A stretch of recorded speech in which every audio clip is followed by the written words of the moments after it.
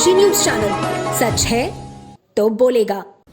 School of management sciences Varanasi के computer science विभाग द्वारा आयोजित 2 दिवसीय राष्ट्रीय कॉन्फ्रेंस नेक्स्ट जेन एआई नवाचार, वैश्विक रुझान और सस्टेनेबल टेक्नोलॉजी की खोज का शुभारंभ हुआ। उद्घाटन सत्र में देश के प्रतिष्ठित तकनीकी संस्थानों व उद्योग जगत के विशेषज्ञों ने एआई के ऐतिहासिक विकास, भविष्य की संभावनाओं और उससे जुड़े सामाजिक नैतिक आयामों पर गहन विचार विमर्श किया। बता दें कि कॉन्फ्रेंस में विभिन्न विश्वविद्यालयों, शोध संस्थानों और उद्योग प्रतिष्ठानों से आए सैकड़ों प्रतिभागियों ने हिस्सा लिया। वहीं मुख्य अतिथि प्रोफेसर अमित पात्रा, निदेशक IIT BHU ने कृत्रिम बुद्धिमत्ता के आरंभिक चरणों से लेकर आज के अत्याधुनिक रूप तक के विकास की विस्तृत व्याख्या की। उन्होंने बताया कि AI कोई अचानक हुई खोज नहीं है। 80 के दशक में ही इसकी वैचारिक नींव मजबूत हो चुकी थी। निल्सन की पुस्तक प्रिंसिपल ऑफ इंटेलिजेंस में AI की आधारभूत संरचना, knowledge representation, logic based models और एक्सपर्ट सिस्टम की चर्चा की गई थी। शुरुआती AI रूल बेस्ड AI था, जो सीमित डेटा और सीमित कंप्यूटिंग पावर के कारण अपेक्षित सफलता नहीं पा सका। उन्होंने कहा कि आज AI के पुनरुद्धार का मुख्य कारण 3 बड़े कारक: बिग डेटा का विस्फोट, GPU आधारित सुपर फास्ट प्रोसेसिंग, अत्याधुनिक न्यूरल नेटवर्क आर्किटेक्चर है। उन्होंने AI को एक व्यापक कंप्यूटेशनल प्रणाली बताते हुए कहा कि AI का वास्तविक सार यह नहीं कि मशीन सोचती है या नहीं, बल्कि यह है कि मशीन किस हद तक मानव स्तरीय निर्णय प्रक्रिया का अनुकरण कर सकती है। आधुनिक AI में डेटा प्रोसेसिंग, पैटर्न की पहचान, प्राकृतिक भाषा की समझ, प्रोडक्टिव मॉडलिंग और एडेप्टिव लर्निंग शामिल है। यह एक अत्यंत जटिल और उन्नत इंटीग्रेटेड प्रोग्रामिंग फ्रेमवर्क है।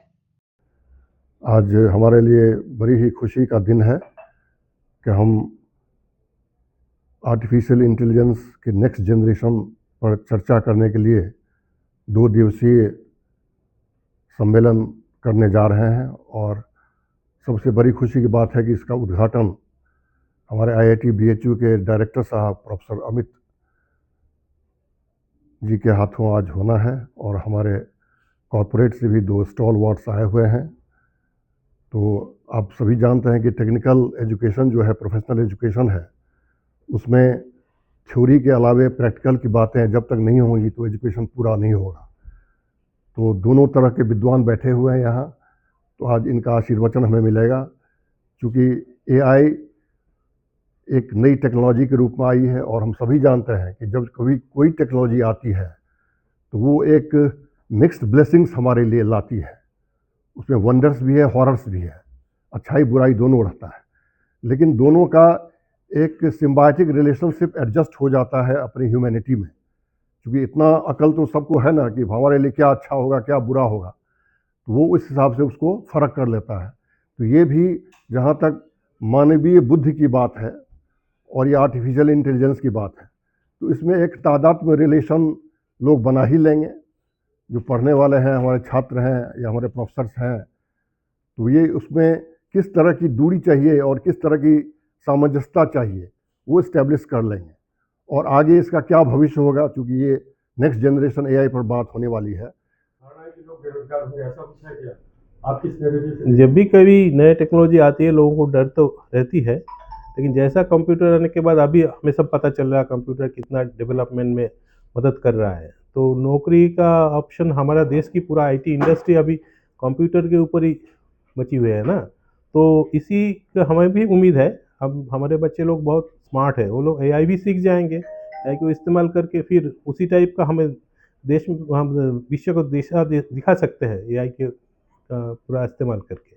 जी सर, अगर AI के बारे में अगर एक्सेल जॉन में ही सोचा जाए तो सर अगर उसके बहुत बेनिफिट्स हैं, तो वैसे ही AI से अगर लोग डिजास्टर या सर आतंकवादी गतिविधियों में, जो कि पेरिस में भी मोदी जी ने ऑब्जेक्शन भी किया था कि ऐसा ऐसा हो सकता है, अगर आतंकवादी या सर उसका डिजास्टर भी बड़ा होगा, when we get a profit big, तो डिजास्टर भी बड़ा हो सकता है। सर उस पर क्या कहेंगे? ये तो सर हर टेक्नोलॉजी में है, जैसे कि मिसाइल टेक्नोलॉजी या वो जो एक्सप्लोसिव टेक्नोलॉजी जो अभी अभी इस्तेमाल हुआ है। अब देखिए तो आदमी के पास कोई अस्त्र कुछ रहे तो उसका अच्छा भी इस्तेमाल किया जा सकता है, उसका बुरा इस्तेमाल भी किया जा सकता है। तो हमें देखना है कैसे उसको अच्छी दिशा में उसको ले जा सके, और बुराई की जो डर है उसके लिए हमें तैयार रहना चाहिए।